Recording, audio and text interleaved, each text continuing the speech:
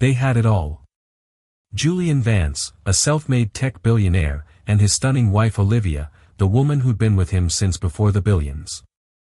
A fairy tale romance, a life of unimaginable luxury, or so it seemed. What if the dream was built on a web of deceit? What if the man you trusted with your life was about to shatter it in the most public way possible? And what if you, the scorned wife, had one explosive secret weapon he never saw coming? Get ready because you're about to witness the moment a wife didn't just get mad. She got everything. Olivia Vance adjusted the diamond choker around her neck. Its cool weight was a familiar sensation. It was a gift from Julian for their 10th anniversary, a blindingly expensive testament to their enduring love, or so she had believed until recently. Tonight was the annual Vance Foundation Gala, a glittering affair Julian orchestrated to polish his philanthropic image. But for Olivia, the shine had dulled considerably over the past 6 months. Julian, once attentive and fiercely loyal, had become distant, his phone perpetually glued to his hand, his business trips more frequent and vague. He dismissed her concerns with a wave of his hand and a patronizing smile. "You worry too much, darling. Work is just intense." But Olivia wasn't a fool. She was the daughter of a seasoned corporate lawyer and had a keen mind for detail herself. She'd noticed the late-night texts that were hastily deleted, the scent of an unfamiliar, cloyingly sweet perfume on his bespoke suits, the hushed phone calls he'd take on the balcony, his voice a low, intimate murmur she hadn't heard directed at her in years. Her best friend, Chloe, a sharp-tongued art curator, had been blunt.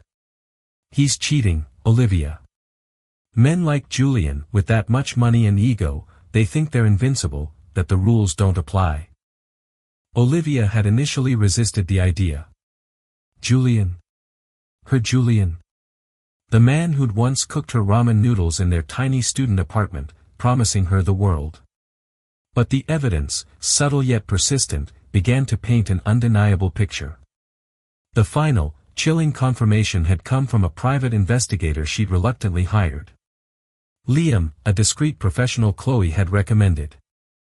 Liam's report was concise, brutal, and filled with grainy photos of Julian with a willowy redhead, often at a discreet boutique hotel called the Serafina's Wing downtown, a place known for its discretion and exorbitant prices. The irony of the name wasn't lost on Olivia. The name of the other woman, according to Liam's intel, was Serafina Dubois, a junior marketing executive at one of Julian's subsidiary companies, younger, undeniably attractive, and clearly captivated by Julian's wealth and power. Tonight at the gala, Olivia watched Julian work the room. He was a maestro of charm, his laughter booming, his handshakes firm, his donations generous. He caught her eye across the ballroom, blew her a kiss, and mouthed, "You look beautiful." The gesture, once a source of warmth, now sent a sliver of ice through her veins. Later, as they were getting ready for bed in their palatial master suite overlooking the city, Julian dropped the bombshell, disguised as a romantic gesture. "Olivia, my love," he began, taking her hands. His were warm, hers suddenly clammy. "I have a surprise for you, a big one. Next Saturday, I'm taking you somewhere truly special. Just the two of us. A little getaway to rekindle things, you know," he winked. "Dress your best. It's going to be memorable." A cold dread washed over Olivia. Liam's latest update had mentioned Julian booking a private dining room at Le Bernardin, the triple Michelin-starred seafood restaurant in New York, for the upcoming Saturday, a place renowned for proposals and momentous celebrations. Julian had also been seen visiting a high-end jeweler known for extravagant engagement rings. He wasn't planning a romantic getaway for her. He was planning to propose to Serafina, and he was likely going to break the news of their divorce to Olivia after securing his new fiancée, probably on that getaway, cushioning the blow with a prepared speech and a generous but ultimately Julian-controlled settlement.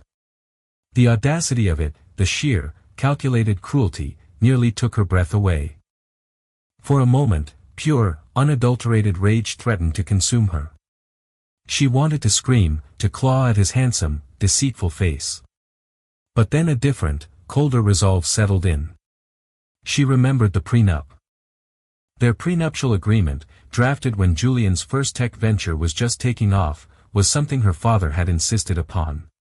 Julian, then still more dreamer than magnate, had scoffed but signed it, eager to prove his love wasn't tied to her family's modest wealth at the time. Olivia had barely given it a thought in years. But now its clauses, particularly one her father had wryly called the Ahab clause, for a man so obsessed with a pursuit he'd risk everything, came vividly to mind. It was an infidelity clause, but with a twist.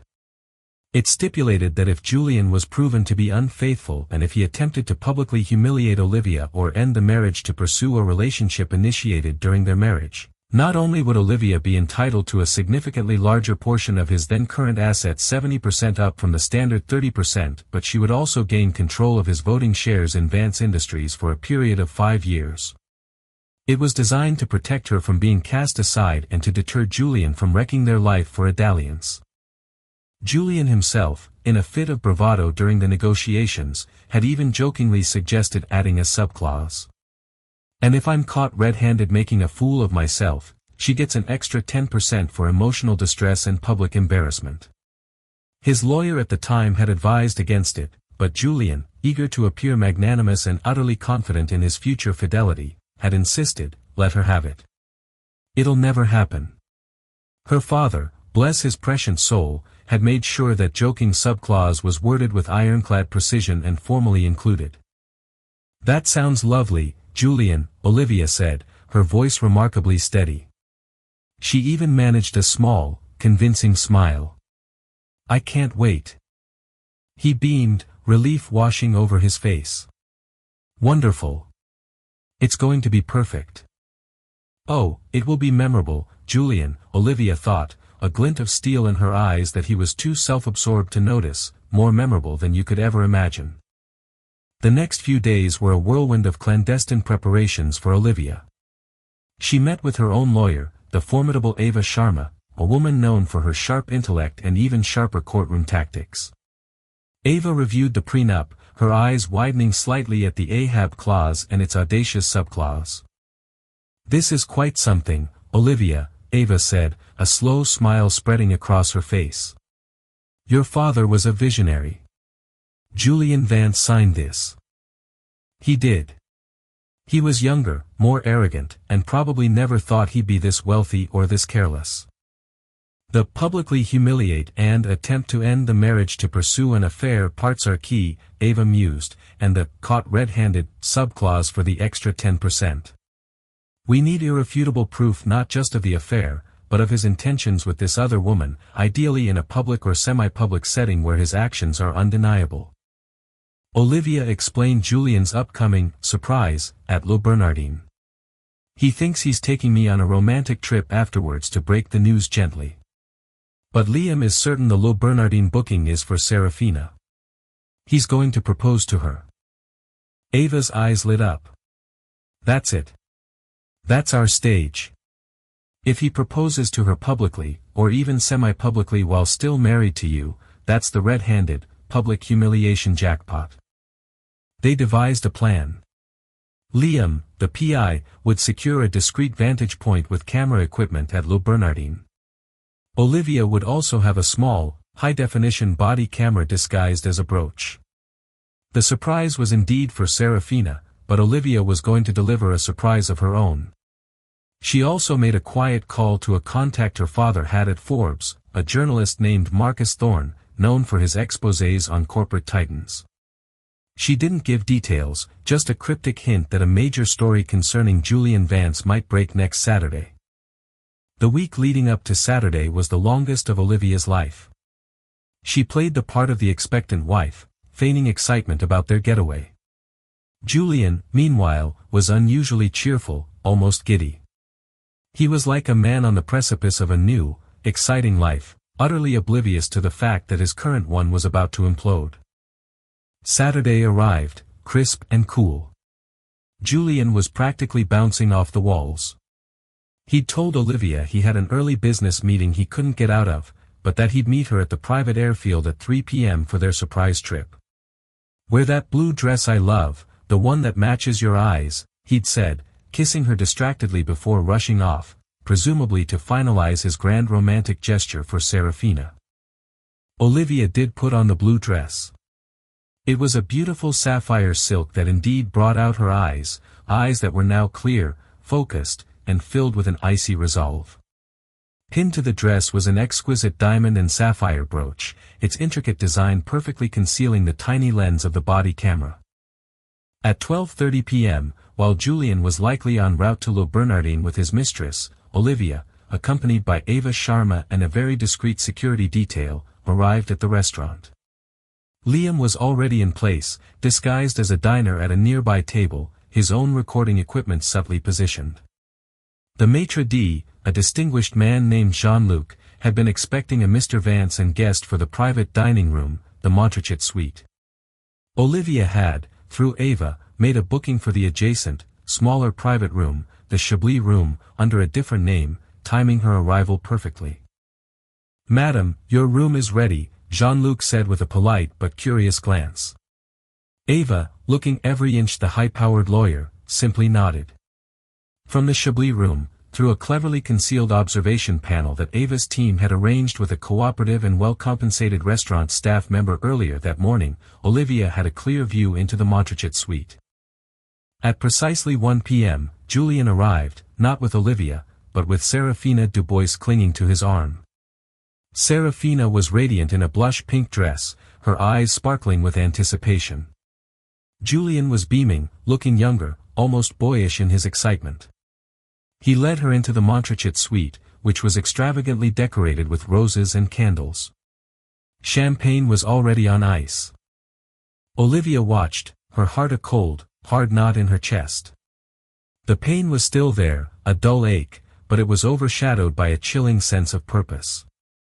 She adjusted her brooch. Showtime. For the next hour, Olivia and Ava listened and watched. Julian was laying the charm on thick. He spoke of new beginnings, of a future filled with happiness, of finally being with the woman he truly loved. He never mentioned Olivia's name, referring to his marriage only as an obligation he would soon be freed from. Serafina lapped it up, her laughter tinkling, her hand frequently touching his. "Oh, Julian, it all sounds so wonderful," she cooed. "I just can't believe it's finally happening." Then, as the sommelier discreetly topped off their champagne flutes after their main course, Julian reached into his pocket. Olivia's breath caught. This was it. Julian got down on one knee. Serafina gasped, her hands flying to her mouth. "Serafina Dubois," Julian began, his voice thick with emotion. "You have shown me what true passion, what true love really means. I know this has been complicated, but that's all about to change. I want to spend the rest of my life with you. Will you marry me?" He opened a velvet box, revealing a diamond ring so enormous it looked like a weapon. It was easily 10 carats, flawless and blindingly brilliant. Serafina was crying, nodding vigorously. "Yes. Yes, Julian. 1,000 times, yes." He slipped the ring onto her finger, and they embraced in a long, passionate kiss. That was Olivia's cue. Taking a deep breath, she smoothed down her sapphire dress. Ava gave her a reassuring nod. "You've got this, Olivia. Remember the plan. Stick to the script." Olivia nodded back, her expression unreadable. She walked out of the Chablis room and took the few steps to the entrance of the Montrachet suite. The door was slightly ajar. She pushed it open. Julian and Serafina sprang apart. Their blissful expressions instantly replaced by shock and horror. Julian's face went white, then a blotchy red. Serafina looked from Julian to Olivia, her eyes wide with dawning comprehension and panic. The massive diamond on her finger seemed to mock them all. "Julian, darling," Olivia said, her voice calm, almost conversational, though it carried clearly in the suddenly silent room. "I believe you have something that belongs to me. Several things, in fact." Julian stammered, "Oh Olivia." "What? What are you doing here?" I thought you were waiting for me at the airfield. Change of plans, Olivia said coolly, her gaze unwavering. She glanced at the ring on Serafina's finger. Lovely ring. Is that the surprise you had for me? Serafina, flustered, tried to hide her hand. This isn't what it looks like. Olivia gave a short, mirthless laugh. Oh, I think it's exactly what it looks like. My husband, Julian Vance, proposing to his mistress, Serafina Dubois, while still very much married to me. Quite the Michelin star betrayal, wouldn't you say? Her eyes flicked to her brooch, then subtly towards Liam, who was capturing every moment. Julian finally found his voice, a harsh, angry bark. Olivia, this is not the time or place. We can discuss this privately. Privately? Olivia raised an eyebrow. You were about to embark on a new life, Julian. You were planning to inform me of my dismissal from your life on a romantic getaway, after you'd secured your replacement. Her voice dripped with contempt. I don't think private is on the table anymore. In fact, I think this situation calls for a bit more transparency. She reached into her elegant clutch bag. Julian tensed, perhaps expecting her to throw a glass of water or scream. Serafina looked like she wanted the floor to swallow her whole. Instead, Olivia pulled out a folded document. It was a pristine copy of their prenuptial agreement. You remember this, don't you, Julian? She asked, her voice ringing with newfound power. Our prenuptial agreement. The one you signed all those years ago, so full of confidence, so sure of your own eternal fidelity. Julian stared at the document as if it were a venomous snake.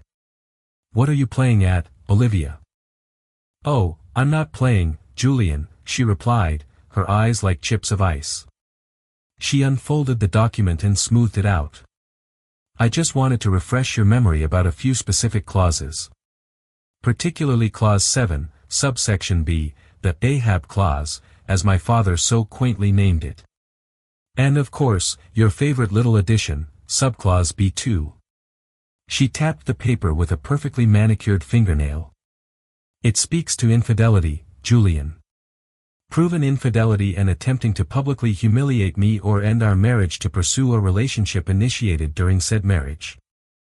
Her gaze swept over the opulent room, the roses, the champagne, Serafina's tear-streaked, horrified face, and the colossal diamond on her left hand. I'd say this scene, she gestured around, qualifies rather spectacularly, wouldn't you? Especially with the cameras rolling. Julian's eyes darted around wildly. Cameras? What cameras? Olivia smiled, a slow, dangerous smile. This little beauty, for one, she said, lightly touching the brooch on her dress. And my associate, Liam, over there. She nodded towards Liam, who gave a small, almost imperceptible wave, his camera clearly visible now. He's been documenting your romantic interlude. Every word, every kiss, every promise. Serafina let out a small, choked sob. Julian, you said she wouldn't find out like this. You said it would be amicable. Julian ignored her, his face a mask of fury and dawning panic. You wouldn't dare, Olivia. Wouldn't I? Olivia's voice was soft, but it cut through the tension like a razor. Let me read the relevant part of subclause B2, the one you so generously insisted upon. In the event the husband, Julian Vance, is caught red-handed in an act of infidelity that brings public embarrassment upon the wife, Olivia Vance, an additional 10% of his current total assets shall be awarded to Olivia Vance on top of the 70% stipulated in Clause 7, subsection B for standard infidelity. That brings my share to 80%, Julian. 80% of everything, plus, of course, voting control of Vance Industries for 5 years. You really shouldn't have insisted on that red-handed bonus, darling. It's going to cost you dearly. Julian looked like he'd been physically struck. The color drained from his face, leaving him pale and shaking. He opened his mouth, but no words came out. Olivia continued, her voice cool and precise. So, while you were planning to offer me a generous settlement to quietly disappear, I was planning this. My counterproposal, if you will. She paused, letting the weight of her words sink in. Consider this my acceptance of your new life, Julian. And my reclamation of mine. She folded the prenup neatly. My lawyer, Ava Sharma, will be in touch with your legal team on Monday to begin the proceedings. I trust you'll find everything in order. She gave Serafina a pitying glance.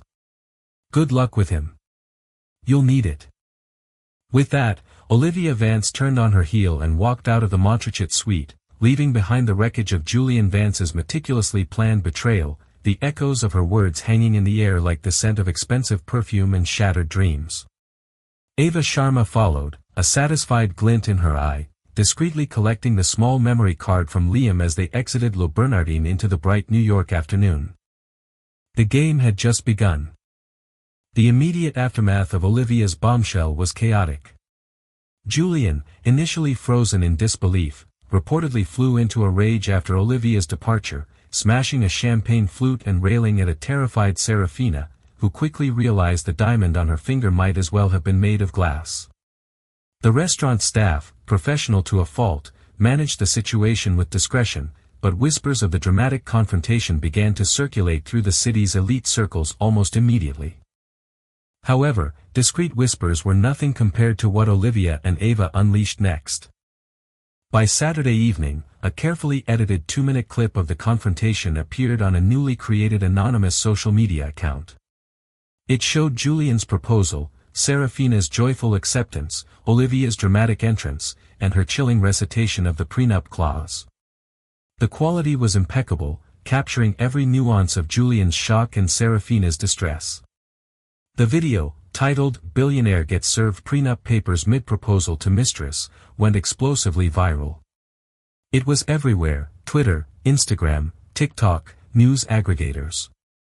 Marcus Thorne, the Forbes journalist Olivia had tipped off, was one of the first to pick it up, running a story with the headline, "Julian Vance, Philanthropist, Innovator, Adulterer. Explosive Video Rocks Tech World." The public reaction was a maelstrom. There was outrage at Julian's blatant betrayal, sympathy for Olivia, and a healthy dose of schadenfreude directed at the billionaire caught with his pants down, metaphorically, and almost literally. Memes were created. Hashtags like Prenup Power, Olivia the Executioner, and Julian Vance Cancelled trended for days. Serafina Dubois, dubbed the Michelin Mistress, was excoriated online. Her own social media accounts were bombarded with hateful comments before she hastily deactivated them. Julian Vance, a man accustomed to controlling his public image with an iron fist, found himself in the center of a Category 5 hurricane of bad press. His PR team was in meltdown. His board members were apoplectic. Vance Industries stock took an immediate, bruising hit. On Monday morning, Ava Sharma formally served Julian's legal team with divorce papers and a notice of intent to enforce the prenuptial agreement in its entirety. Julian, still reeling from the public humiliation and the dawning realization of the financial abyss he was facing, hired a team of legal sharks led by the notoriously aggressive corporate lawyer Alistair Finch. Finch was known for his scorched earth tactics, and Julian was clearly hoping he could find a loophole, some way to invalidate the prenup or discredit Olivia. "This is an outrage," Julian had apparently bellowed at Finch during their first meeting, his face puce. "She ambushed me. That video was an illegal recording, invasion of privacy." Finch, a man whose smile never quite reached his eyes, had listened patiently. "Mr. Vance, while the optics are unfortunate, the legality of the recording, particularly given that your wife was a party to the conversation and the recording was made in a semi-public space where there wasn't a reasonable expectation of absolute privacy for such a declaration, will be debatable but likely lean in her favor in many jurisdictions, especially since she announced the recording. Our primary concern is the prenup itself. We need to find a vulnerability." But the prenup, drafted by Olivia's meticulous father and reviewed by Ava Sharma's equally sharp eyes, was proving to be a fortress. It was clear, unambiguous, and, most importantly, signed by Julian, with witnesses present, long before he became the titan he was. His own insistence on the red-handed public humiliation bonus clause was now a catastrophic self-inflicted wound. Olivia, meanwhile, retreated from the public eye, letting Ava handle the legal onslaught. She stayed with Chloe, who provided a sanctuary of support and dark humor. "Darling, you didn't just burn the bridge, you nuked it from orbit while live-streaming the fireworks," Chloe had said, pouring them both generous glasses of wine. It was magnificent. Despite the grim satisfaction, Olivia felt a profound weariness. The man she had loved, the life they had built, it was all disintegrating. But with each passing day, a steely resolve hardened within her. This wasn't just about money. It was about reclaiming her dignity, her future, and ensuring Julian understood that actions have consequences, even for men who believe they are above them. Alastair Finch's first move was to try and paint Olivia as vindictive and greedy, leaking stories to sympathetic tabloids that she was a gold digger who had planned this all along. Ava Sharma countered swiftly, releasing carefully selected excerpts from Liam's PI report, including photos of Julian and Serafina's clandestine meetings going back months, proving the affair was long-standing and not a recent lapse in judgment. She also highlighted Julian's own addition to the prenup, turning Finch's narrative on its head. Julian was the architect of his own, exaggerated downfall. The battle lines were drawn. On one side, Julian Vance, desperate to protect his fortune and reputation, armed with a high-powered legal team. On the other, Olivia Vance, armed with an ironclad prenup, irrefutable evidence, and a growing sense of empowerment. The discovery process began a grueling exchange of financial documents, depositions, and legal maneuvers. Julian's lawyers tried to bury Ava's team in paperwork, hoping to find inconsistencies or undisclosed assets on Olivia's part. They found nothing. Olivia had always been transparent. Julian, however, was a different story. Ava's forensic accountants began to uncover irregularities in Julian's financial statements, shell corporations, offshore accounts, assets seemingly undervalued or recently transferred. It appeared Julian had been trying to shield parts of his wealth, perhaps in anticipation of eventually leaving Olivia, or maybe just as standard practice for the ultra-rich. "He's hiding money, Olivia," Ava said during one of their strategy meetings. "Significant amounts. This isn't just about the 80% of declared assets. It's about finding what he hasn't declared." This new development added another layer to the already complex battle. It wasn't just about enforcing the prenup anymore. It was about uncovering potential fraud. Meanwhile, Serafina Dubois had retained her own lawyer. Her fairy tale had imploded. The diamond ring was gone, retrieved by Julian's assistant almost immediately. Her job was history, and her reputation was in tatters. She was now trying to negotiate some kind of settlement from Julian for emotional distress and damage to her career prospects. Julian, feeling utterly betrayed by her and his twisted logic, for getting caught, was refusing to give her a dime. The Michelin mistress was learning a harsh lesson about the fleeting loyalties of powerful men. Olivia almost felt a twinge of pity for her, but it was quickly suppressed. Serafina had made her choices. Now she, like Julian, had to face the consequences. The legal trenches were deep, and the fight was getting dirtier. Julian, realizing the prenup was likely to hold, started to get desperate. He began to think about how else he could hurt Olivia, how he could make her back down. His arrogance was being replaced by a cornered animal's snarl. As the legal battle dragged on, Julian Vance grew increasingly desperate. Alastair Finch, for all his bluster, was privately advising Julian that the prenup was likely to be upheld, especially the damning infidelity clauses. The viral video had cemented public opinion against Julian, and judges, while impartial, were not immune to the atmosphere surrounding a case. Finch's strategy shifted from directly attacking the prenup to trying to force Olivia into a more favorable settlement by other means, intimidation and slander. Mysterious, unsourced rumors began to surface online and in less reputable gossip columns. Olivia had her own secrets, perhaps an affair of her own. Olivia was mentally unstable, her actions driven by hysteria rather than righteous anger. Olivia had manipulated Julian into the prenup years ago with malicious foresight. Ava Sharma was furious. "This is classic Finch," she fumed to Olivia. "When you can't win on the facts, you sling mud. We need to hit back hard." Olivia, however, remained surprisingly calm. "Let them try, Ava. My life is an open book. What can they find? That I volunteer at the animal shelter?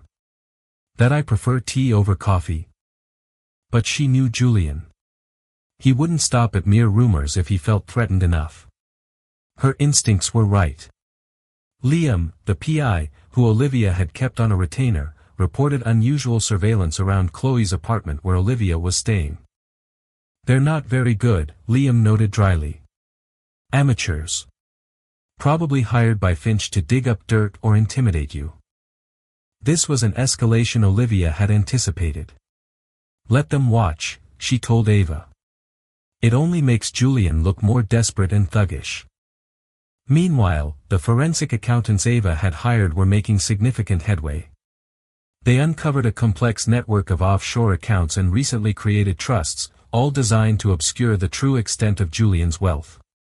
It was clear he had been systematically trying to shield assets not just from Olivia but potentially from tax authorities as well. "This is more than just a divorce, Olivia," Ava said, presenting her with a thick file. "This is potentially criminal. If he's committed tax fraud or hidden assets during a federal investigation, which a high-profile divorce with this level of assets can sometimes triggers in a world of trouble far beyond losing 80% to you." This discovery gave Olivia pause. Her initial goal was justice and what she was owed under their agreement. Sending Julian to prison had never been her intention. Yet his own greed and deceit were leading him down that path. Then came a new, uglier twist. Julian, through Finch, floated a deeply insidious threat.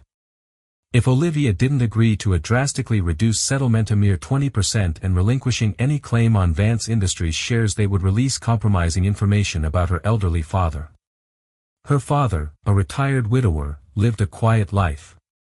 What could Julian possibly have on him? It turned out Julian's investigators had unearthed a minor, decades-old business misjudgment her father had made, one that had been settled legally and ethically at the time but which, if spun maliciously, could be made to look scandalous. It was a low blow, targeting the man Julian knew Olivia revered. Olivia felt a cold fury she hadn't experienced before. "He's threatening my father," she whispered to Ava, her voice trembling with rage. "The man who showed him nothing but kindness, who helped him in his early days." Ava's expression was grim. "This is how they play, Olivia. They go for the jugular. They try to break you." But Julian had profoundly miscalculated. Attacking her father didn't make Olivia want to back down. It solidified her resolve to see this through to the bitter end. "Fine," Olivia said, her eyes blazing. "If he wants to play dirty, then we take off the gloves. Ava, that information your accountants found about his hidden assets, the potential tax fraud. It's time to use it." Ava nodded slowly. "Are you sure, Olivia? This could open Pandora's box. It could trigger federal investigations." "He threatened my father," Olivia stated flatly. "He crossed a line. Let Pandora's box swing wide open. He needs to understand that his actions have devastating consequences, not just for me, but for himself." Ava prepared a counteroffensive. They would file a motion to compel full disclosure of all Julian's global assets, along with a separate, confidential submission to the IRS and the SEC detailing the suspicious offshore accounts and potential tax evasion. It was a high-stakes gamble. It would undoubtedly prolong the divorce, invite intense scrutiny from government agencies, and potentially decimate what was left of Julian's reputation and possibly even his company. Simultaneously, another drama was unfolding. Serafina Dubois, having failed to extract a generous settlement from Julian and facing a bleak future, decided her story was worth something. She approached Marcus Thorne, the Forbes journalist, offering an exclusive tell-all interview. Thorne, smelling an even bigger story, agreed. Serafina's interview, when published, was a bombshell in its own right. She painted a picture of Julian as a manipulative Svengali who had pursued her relentlessly, promising her the world, assuring her his marriage to Olivia was a loveless sham that was already ending. She claimed he had coached her on what to say and do, and that she was as much a victim as Olivia. She also crucially mentioned conversations where Julian had boasted about being too smart for the tax man and having nest eggs hidden away where no one, not even Olivia, could find them. This, coming from his former mistress, provided anecdotal corroboration for Ava's forensic findings. The article, The Billionaire, the Wife, and the Mistress, Serafina Dubois Tells All, added fuel to the already raging fire. Vance Industries stock, which had partially recovered, plummeted again. The board of directors, already furious, began to seriously discuss invoking the morality clause in Julian's CEO contract, a clause that could see him ousted from the company he founded. Julian was unraveling. The public hated him. His business was suffering. His mistress had turned on him. His wife was systematically dismantling his empire and his life, and now the government might be coming for him. He was surrounded, outmaneuvered, and utterly alone. The arrogance that had defined him was cracking, revealing a desperate, frightened man underneath. He tried to reach out to Olivia directly, bypassing the lawyers. He left her a series of rambling, pleading voicemails. One moment he was begging for forgiveness, reminiscing about their early days. The next, he was accusing her of destroying him, his voice cracking with a mixture of self-pity and rage. Olivia listened to them once, her expression unreadable, then deleted them. There was no going back. Julian had made his choices, and now he had to live with them. She had made hers, too. The choice to fight, the choice to expose the truth, no matter how ugly it became. The fight was taking its toll on her. But with every maneuver Julian tried, with every threat he made, Olivia found a deeper well of strength she never knew she possessed. She was no longer just Julian Vance's wife.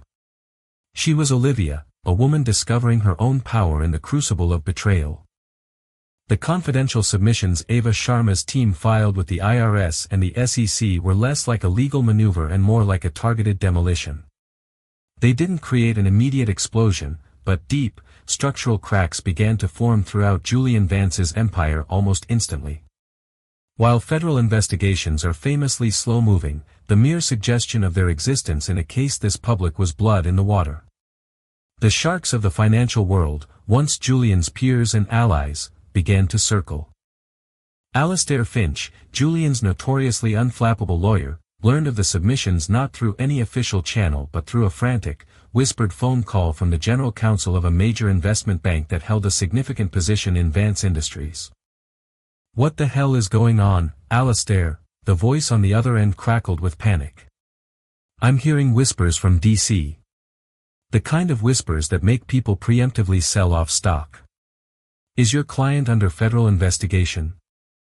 Finch, seated in his starkly modern office overlooking the financial district, felt a cold knot tighten in his stomach. He had built a career on calculated aggression, but this was different. This was a tactical nuclear strike. He slammed down the phone and stormed into the conference room where Julian was morosely staring at market data on a giant screen, watching his company's stock chart bleed red. "Are you insane?" Finch's voice, usually a controlled baritone, was a raw, furious bellow. Julian flinched, looking up with wild, paranoid eyes. "You were so terrified of what your wife would take from you that you've invited the goddamn federal government to the party. They don't settle for 80%, Julian. They take everything, including your freedom. I told you to settle when you had the chance, to cut the losses, but you couldn't stomach it. You had to threaten her father. You had to escalate." Julian shot to his feet, his face a mask of puce rage and terror. "She did this. Olivia. She's trying to destroy me. She didn't have to try very hard, did she?" Finch shot back, his usual sycophantic respect gone, replaced by the contempt of a man tethered to a client actively committing professional suicide. You handed her the means and the motive. Now you have a board meeting in an hour. I suggest you find a way to look like something other than a man on the verge of a complete collapse. The emergency board meeting of Vance Industries was held in a sterile, soundproofed room that felt more like a tomb than a center of power. The air was thick with tension, and the grim faces of the 6 board members, people who had made fortunes alongside Julian, regarded him not as a leader, but as a liability. The interim CEO, a stoic industry veteran named Eleanor Royce, began without preamble. Julian, the board has reviewed the events of the past several weeks. The video, the subsequent articles, and the catastrophic impact on this company's public image have been damaging enough. The stock has lost 35% of its value since the incident at Le Bernardin. She paused, letting the number hang in the air. Now, we have credible information that your personal legal troubles may be escalating to include federal inquiries into your financial practices. This company cannot and will not be dragged into a potential criminal investigation. Julian, attempting to muster his old bravado, sneered. This is a witch hunt orchestrated by my vindictive wife. It's a private matter. An elderly board member, a man who had backed Julian's first venture, leaned forward, his voice heavy with disappointment. It stopped being a private matter, Julian, when you proposed to your mistress in a public forum. It stopped being private when you gave an interview to Forbes that made you look like a narcissistic fool. And it certainly stopped being private when our stock valuation cratered. Your contract has a morality clause, Julian. A very broad one. Endangering the company through scandalous personal behavior is a clear violation. You can't do this, Julian snarled, his voice cracking. This is my company. I built it from nothing. And we are trying to prevent you from returning it to nothing, Eleanor stated, her voice like ice. The board has held a vote. We are exercising the morality clause in your contract. We are asking for your immediate resignation as chairman and CEO. No, Julian whispered, shaking his head in disbelief. Never. Then we will vote you out, Eleanor said, her gaze unwavering. The motion is on the table.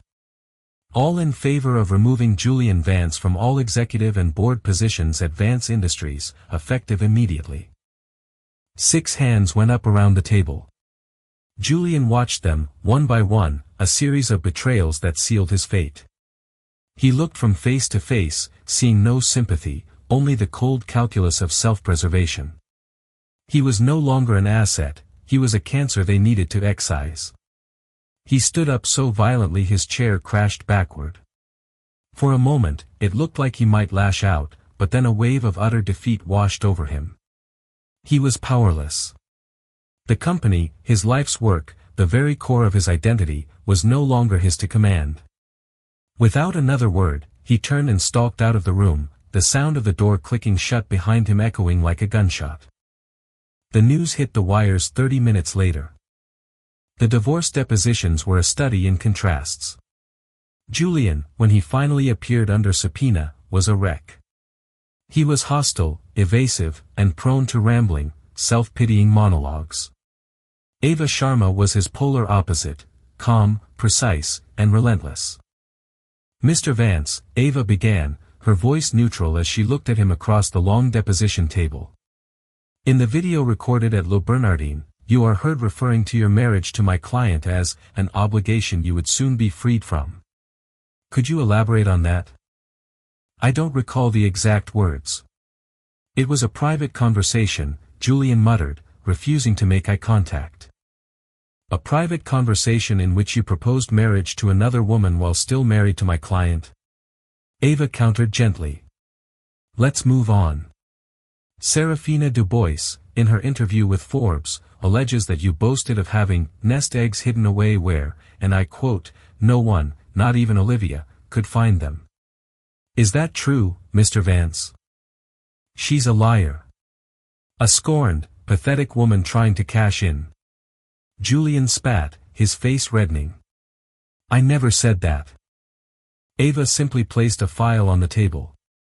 This is a preliminary report from our forensic accounting team. It details the creation of 3 separate shell corporations in the Cayman Islands, all established within the last 6 months. It also details the transfer of over $50 million to these accounts, with the most recent transfer occurring 2 days after I formally served your legal team with divorce papers. Can you explain these transactions, Mr. Vance? Julian stared at the file, his mouth opening and closing silently. Alistair Finch put a restraining hand on his client's arm. We will take a short break, he announced, his voice tight. Serafina Dubois's deposition was a more somber affair. The vibrant, confident woman from the restaurant was gone, replaced by a haunted figure in a plain black suit. She spoke in a low, weary voice, answering Ava's questions with a kind of exhausted honesty. When Finch tried to paint her as a calculating gold digger during cross-examination, she didn't rise to the bait. She simply looked over at Julian, who was forced to be present, a flicker of her old affection mixed with a profound, weary sadness. He made me believe in a fantasy, she said, her voice barely a whisper, yet it carried across the silent room. He told me he was trapped in a loveless marriage, that it was over in all but name. He promised me a future.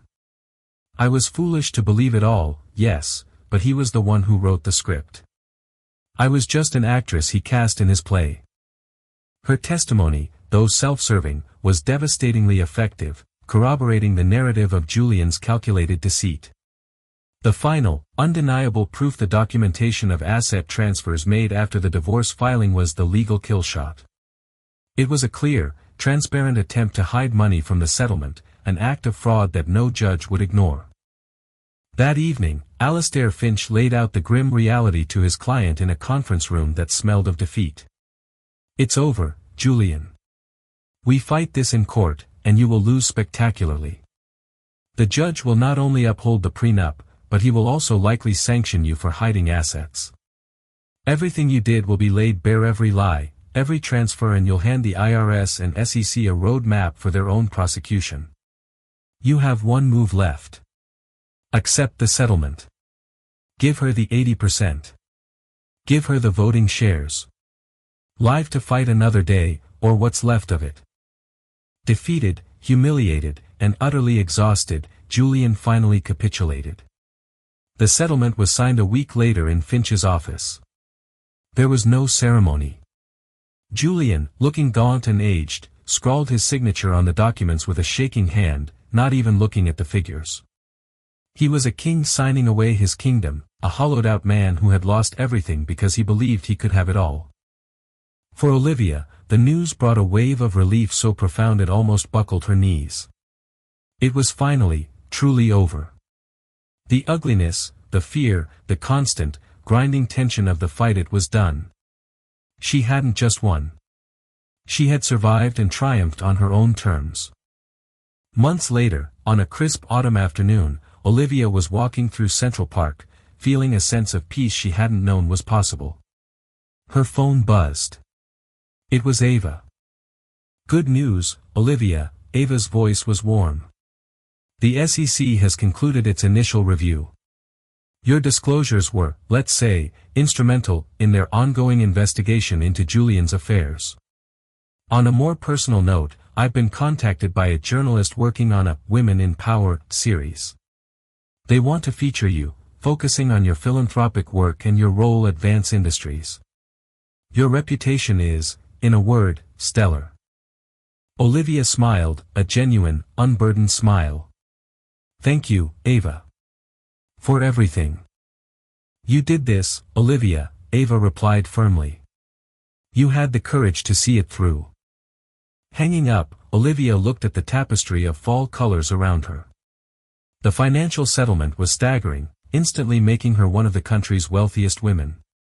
But as she stood on the elegant, light-filled townhouse she had purchased, a place of quiet taste, a world away from the gilded cage she had shared with Julian, she knew the money was the least important part of her victory. The true prize was the reclamation of her life and her name. She had immediately put her new resources to work, establishing the Olivia Foundation, a philanthropic endeavor focused on providing legal aid and support for women escaping financially abusive relationships. It was a mission born from her own ordeal, a way to turn her pain into purpose. Her first Vance Industries board meeting as the holder of the largest block of voting shares was a test. She walked in, poised and prepared, and met the wary, curious gazes of the same people who had ousted her ex-husband. She didn't come in with demands or recriminations. Instead, she spoke of stability, ethical governance, and a long-term vision for the company's health. Julian Vance built this company on innovation, she said in a clear, steady voice. I want to help ensure its future is built on integrity. The board was visibly impressed. She was not the vengeful ex-wife, she was a serious, formidable stakeholder. Julian, meanwhile, vanished. His downfall was absolute. A pariah in the business world and ostracized from the high society that had once adored him, he sold the few remaining assets the settlement left him to cover his monumental legal bills. Rumors circulated that he had fled the country, seeking refuge in a jurisdiction with no extradition treaty with the United States, the looming federal investigations a permanent sword of Damocles over his head. The battle had been brutal, the cost to her spirit high. But she had emerged not just intact, but transformed. She was no longer Julian Vance's wife, a footnote to his story. She was Olivia, the architect of her own future, a woman defined not by a man's betrayal, but by her own resilience. She was free, and she was just getting started. What did you think of Olivia's epic takedown? Could you have been as strategic? Let us know your thoughts in the comments below. If you love this story of justice and empowerment, don't forget to hit that like button, share it with your friends who appreciate a good drama, and subscribe for more gripping narratives. Click that notification bell so you don't miss our next story. You won't believe what we have in store for you.